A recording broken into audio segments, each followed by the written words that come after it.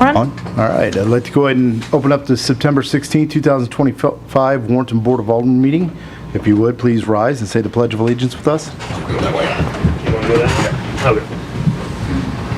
I pledge allegiance to the flag of the United States of America and to the republic for which it stands, one nation, under God, indivisible, with liberty and justice for all. You said it wrong, Roger. Don't worry, you caught yourself. I'll catch you. All right, next item will be the consent agenda. We have the regular meeting minutes from September the 2nd, 2025.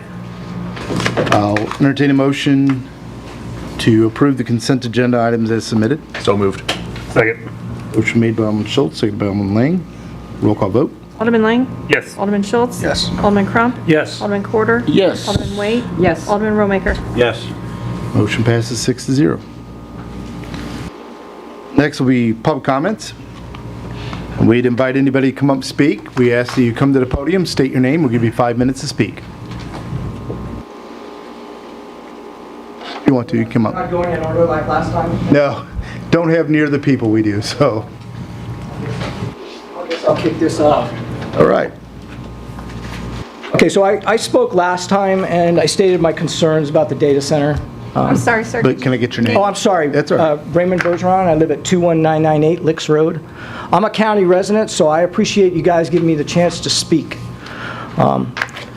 So, as a resident of the adjacent property that I stated in my previous address to the Board of Aldermen and the residents of Warrenton, my concern is water.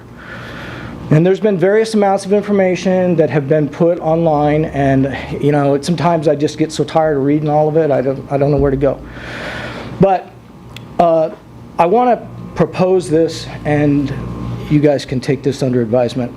The reason for my concern for the water is what happened was about a year and a half ago, myself and my fellow residents of Licks Road had a neighbor that wanted to start what's called a microgrow. And if anybody knows what that is it allows the residents to cultivate and grow marijuana on his property. So he petitioned the county to extend it from city ordinance, from the city limits to county wide. Well, they ultimately denied it. And the reason they denied it, stating was the major factor was the water. Because this gentleman was going to go ahead and he was going to do his microgrow, and he was going to use well water. He was going to use a well that's on his property. Well, the problem with that is marijuana, to grow and cultivate it, each plant requires, a microgrow is 250 plants at a maximum. So this microgrow would require 5 to 7 gallons of water per day. That's 1,500 gallons on already a delicate, water system that we have, I mean, so ultimately the county shut it down because of that. I'm not in favor of this data center for a plethora of reasons. Probably mainly would be the noise and the light and the possible environmental impacts. But if you do move forward with this, we need to make sure that, one, that we get Evolve or whoever is involved in this, we need to let them know, hey, look, you're going to have to get water from the city. And I would say put in an ordinance that says that the water that they get from the city doesn't exceed the city's daily use. Because if they go in there and they drill a well and start pumping water with impunity, we're all going to be out of water in 6 months. Okay? So I mean, my proposal to you is this. Look, I understand that you guys are trying to do the best that you can for this community. And Warrenton's a small town. I moved back here in 1985, and it was a dot on the map.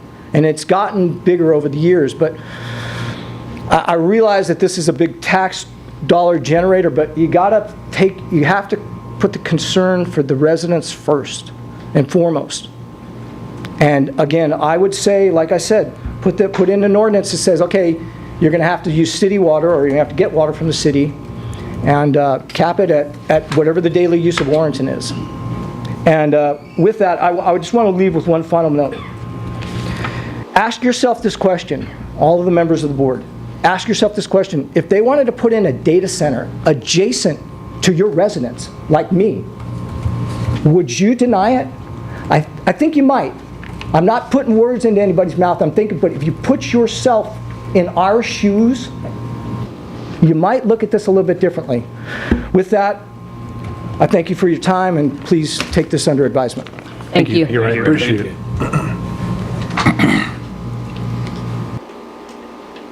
Anybody else who'd like to come up and speak?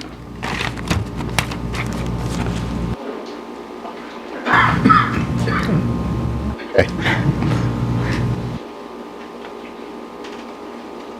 My name is Vince Hendricks. I live up on Wire by Fremont Trails, and going with Rolls. I'm questioning some things on Rolls where I'd like to see what they're going to build, where they're going to build. They're going in the back at the end of Wire. I'm wanting to know if they're running the road or the houses all the way through, and how many houses they're planning to put in there. And I have questions because of the heavy clay deposits on housing like mine. I got cracks all over. Clay is hard to build on. And I'm curious on some of the geological, geotechnical reports too. I take Warrington.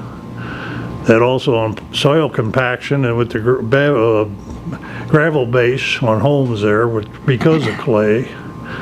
And I know on my home with a lot of them, there's a lot of cracks. I dump in a lot of topsoil to go through the cracks and go down over a foot. And I kind of wonder if they should run a sheep's foot or something through them soils.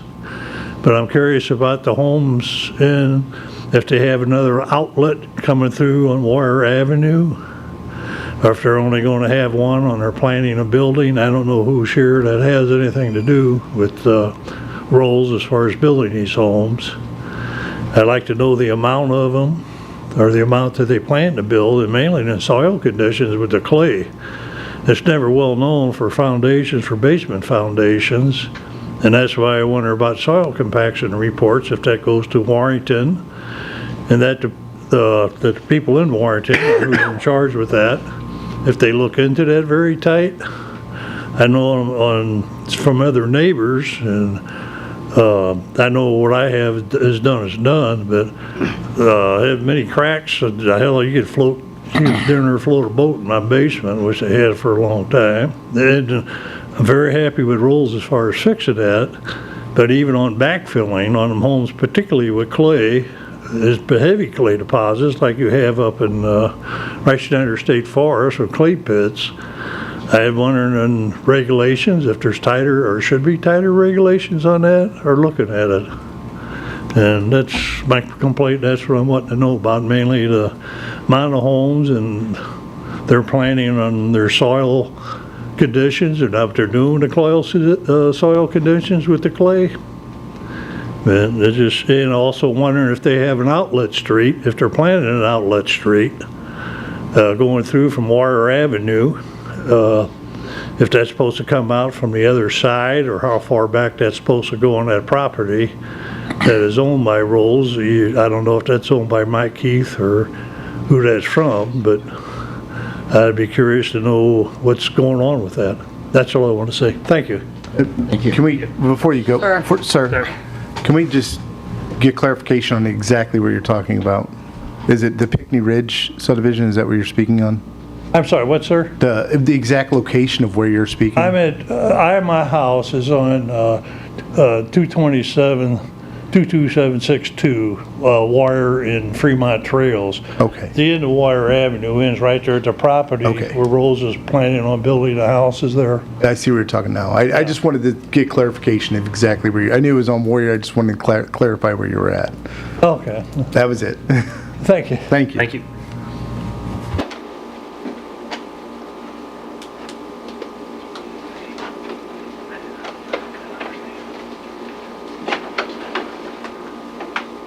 I am Cheryl Roberts Long-Hibbler. As most of you know, I've already appeared before you twice. I have some questions still. I haven't seen anything in kind of answers to the zoning and annexation of the property at the end of the overpass where the data center is supposed to be going. I'm wondering, and I'm not opposed to new businesses. I think we need industry in town. I'm not opposed to that at all. The data center I am opposed to. I think it brings us more harm than good in the long run. It will definitely be right in my back door, and there's no problem, no doubt about that. It's right there. What I'm wondering is, initially, it was posted in the paper it was going to be 178 acres that the owners were thinking about annexing into the city. That was in December of '22, and then April of '24, it changed, and we annexed the whole farm in, which is, what, 337 acres. So how did the property limit of what we started to do, how did that change? And then I was wondering, when a zoning or an annexation takes place, do y'all physically go out and look at the properties, look at the sites? Does the Planning and Zoning Committee, do they go out and physically look at these places? I mean, part of our private road, according to the map that we were given last week, which is not accurate, the layout, part of our road is now city property. So I guess that means I get to come to any kind of city meetings or whatever, but how is that even legal? How can that happen? And again, as I brought up before, we had no notification, which according to the state rules and statutes, we should have received something. Initially, I guess it falls on Mr. Heath because he was the landowner, but then it fell upon the municipality to send out notices.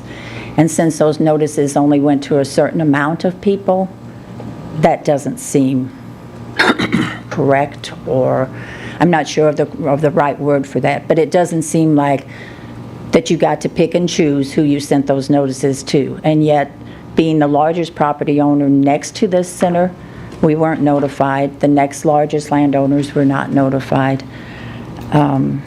It also stated in that newspaper article that Montgomery County Water would be providing the water for that facility.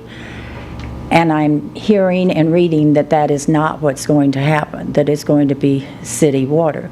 But at any rate, it's going to drain our wells, and we too are on a well, and even with the drought now, our ponds and everything are going down. So what's going to happen if we have a drought? What's it going to do to our water table? I just don't think this is the right plan for Warrenton Go. But like I say, I'm not opposed to businesses. We had initially talked to Mr. Heath when he bought the property.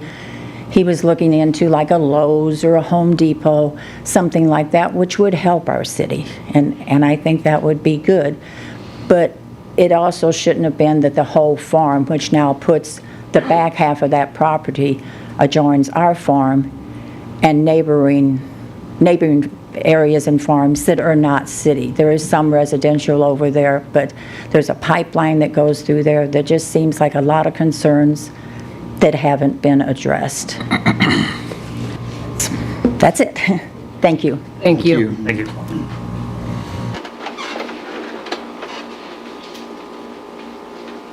Is there anyone else who'd like to come up and speak?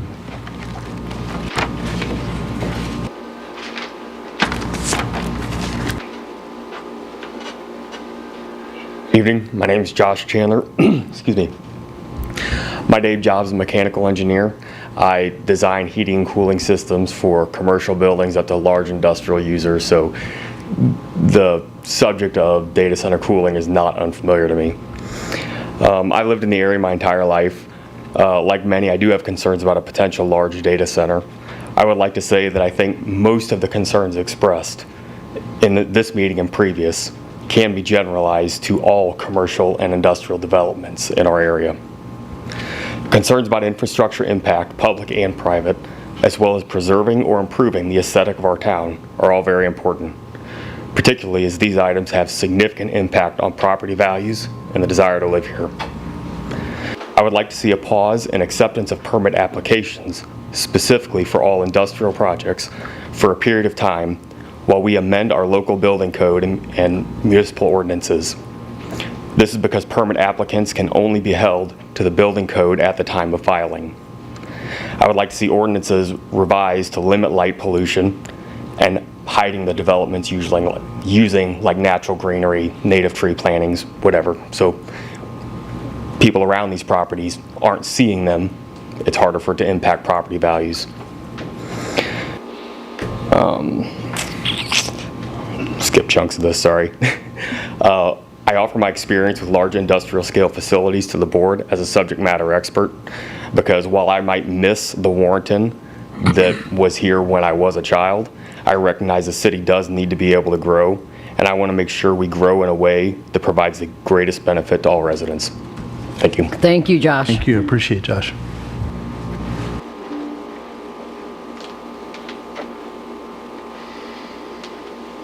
Anyone else?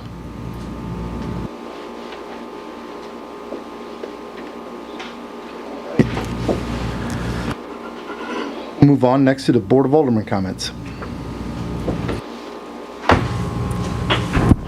I would like to say, just remind everybody, the Tribute to Veterans Memorial is having, Friday is National POW MIA Day, September 19th. At 7 p.m. at the Tribute to Veterans Memorial, there will be a ceremony. It should be very nice.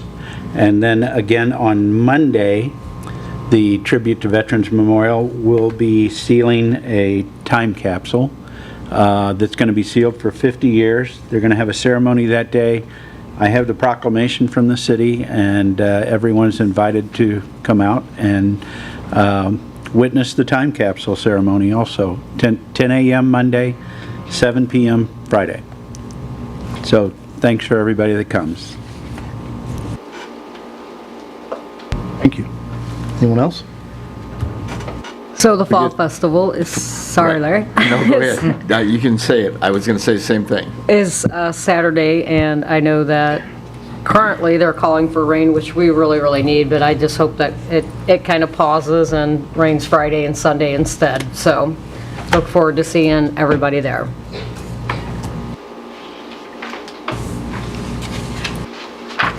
Anyone else? So Saturday at the Fall Festival, I will be in the dunking booth from 1 to 2. All proceeds are going to Agape, so come dunk the crap out of me.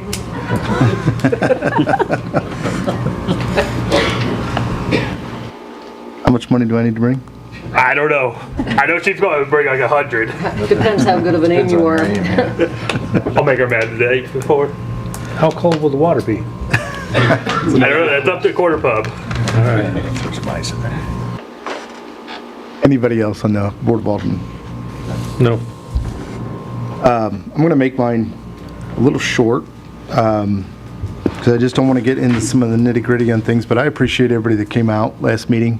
I know we've had back and forth things on social media, phone calls, what be it, but that's what we're about here, is being able to talk about things, discuss things, bring things up. Even when they're tough, you still got to tackle them. You can't push them away or ignore them. May not be getting answers as quickly as what people would want, but we will be getting answers for a lot of questions that keep coming up, and we'll be able to provide those when we can. But I do want to say that I appreciate everybody who came up and spoke. It doesn't matter if it was in negative or positive. Thank you for coming. We don't have that kind of a turnout usually, so thank you again. With that, we'll go to City Administrator Brandy Walters. Good evening. The first thing that I have for you tonight is the engagement letter for S&P rating. As you guys know, we went to the voters and was approved for $13 million in bonds to fund the expansion of the wastewater treatment plant and the well to the south. And we did our first approved issuance of 4.85 in 2023. Now we're in the process of doing that remainder 8.15 million this year, and so that way we can keep that project going. So our next step currently is to go to S&P for a credit rating. We've been working closely with Joy Howard at WM Financial, and she submitted all those documents out on Friday, September 12th.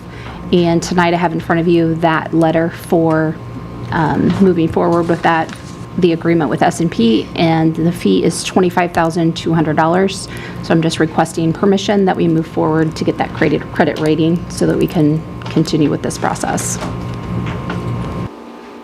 Any questions on any of the ratings or the letter? I'll entertain a motion to proceed with the engagement letter for S&P rating. So moved. Second. As you, Doesn't matter. I got the second. motion made by Alderman Rummaker, seconded by Alderman Lang. Roll call vote. Yes. Alderman Crump? Yes. Alderman Quarter? Yes. Alderman Waite? Yes. Alderman Romaker? Yes. Alderman Lang? Yes. Motion passes 6-0. The other thing that I have for you tonight is MoDOT has approached us as the city to do a general agreement with them for police presence in work zones and doing the enforcement activities out on 70 as they're doing all of this construction. They have a grant that would pay for the payroll part of that. They would basically just reimburse the city for any overtime or the wages and benefits for those officers that are out there. This would be extra on top of what they normally are doing, so this would be extra hours. And if this agreement is 5 years with the option of renewals for a year, for 2 renewals, 1 year each.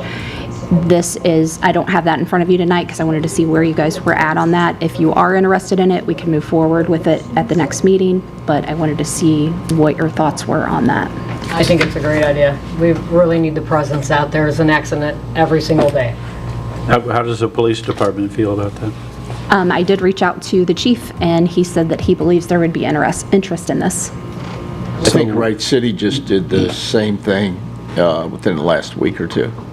Most of these requests have caveats with them, such as if we have people that have called in sick, if we're pulled away for certain issues, what be it. I know when somebody's out there, they have to be out there. But I think that it meant that we didn't always have to have someone out there. Is that correct? Correct. This will be just on an as-need basis. So MoDOT would contact our police department or whoever they have as their contact person and give them a sign-up sheet ahead of time that these are the hours that we need somebody. the I believe they're obligations. reaching out to all the cities and municipalities within the whole county and the county to have that coverage within Warren County. I don't have any issues as long as that I think it could, caveat's if anything, it attached. could help. I think it's a great idea, especially Okay. if a grant's supporting it. Yes, we'll bring that forward to you at the next meeting then. Sounds good. That's all I have. Thank Thank you. you. Thanks, Brandy. Next, we're from Director of Operations, John Struckoff. Good evening. First thing I have Friday night is the monthly admin report. Couple points on that is we had 26 safety meetings in August. Yes, sorry. We're still hiring for grounds and maintenance part-time and police officers. We sold or transferred 7 cemetery lots, and we had 11 records requests. I'd be happy to answer any questions on that if you have any.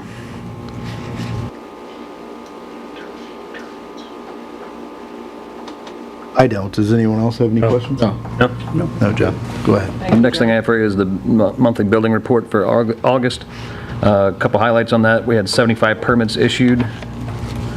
35 of those were residential inspections. We closed out 69 permits, and we completed 271 inspections. Just a couple of more highlights on things going on around town. Ivy League and ELS continue to build single-family homes in Woodland Heights. Ivy League has a total of 16 permits, and 5 have been closed out already. ELS is building 4 at this time. Rowell's is busy building in Pinckney Ridge, and we'll be starting to build in Walnut Hollow again soon. Dynamic Contracting is continuing to build in the Park Hill subdivision. ELS is also building multiple buildings at the Parkview subdivision and is also nearing completion of the multifamily section at Creekside Development. MH Thornton Homes has their first foundation completed in Westwood Farms. Framing should start soon on that. The last set of Mr. Wolf's multifamily development off of Wolf Road is under roof and is progressing well. The school construction is moving along with footings, foundations, and steel being constructed every day. If you haven't seen that in a while, it seems like they're building so fast out there, it's hard to even fathom at this point. So, Dobbs, the exterior walls are complete, the roof is installed, concrete is poured inside, and interior framing has begun. Hampton Inn is progressing with concrete floor completed, and steel and concrete block erection is well underway. The new Dollar General building is nearing completion with mainly only site work remaining.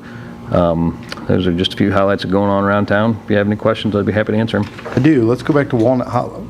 Walnut Hollow. I know there was some questions on that out there where they didn't know who was going to start building that. Did you say? Rowell's is going to continue to build. Okay. Yep.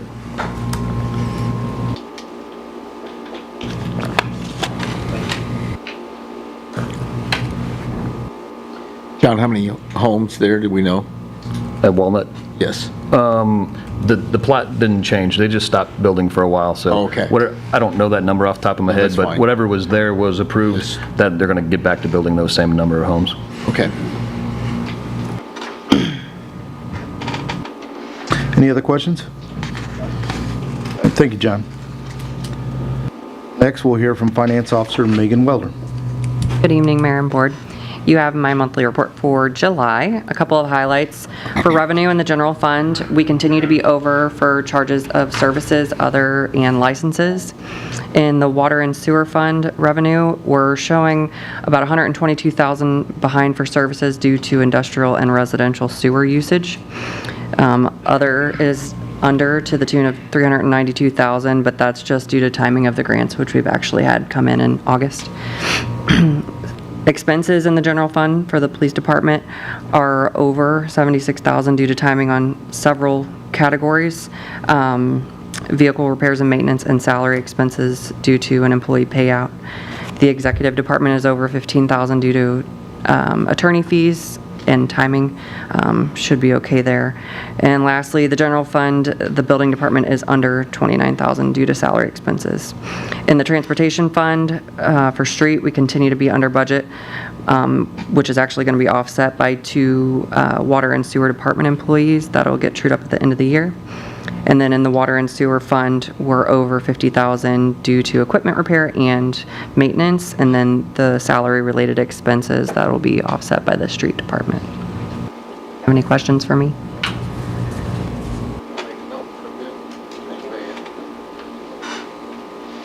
Do not. Thank you. Thanks, Megan. Next, we'll hear from Chief of Police Larry Ellard. Good evening. I'll be quick. The only item I have this evening for you is my monthly report. If you don't have any questions, I would like to remind everybody that the Fall Festival is Saturday. Please do not park on Main Street Friday night or Saturday morning. Also, it is a family event, so please come, please have fun, but please do so responsibly. If you call on me during Board of Alderman comments, next meeting I'll have a report for you on all of our activity, so you guys know what's good and what's bad. I think many years now, we haven't had too many issues. Mostly toward the end of the night, if you know what I'm saying. What's that? I think cleanup usually goes pretty quick too, so that's kind of usually well received for our employees who want to go home at the end of the night. But it is by the help of a lot of the people that are down there that they don't argue. They usually realize music's over with, and they actually kind of contribute in cleaning up a little bit and putting trash away, which we very much appreciate. So, any questions for Chief? All right, thank you. Thank you. Next, we'll hear from Director of Planning and Development, Tim Burks. Good evening, Mayor and Board.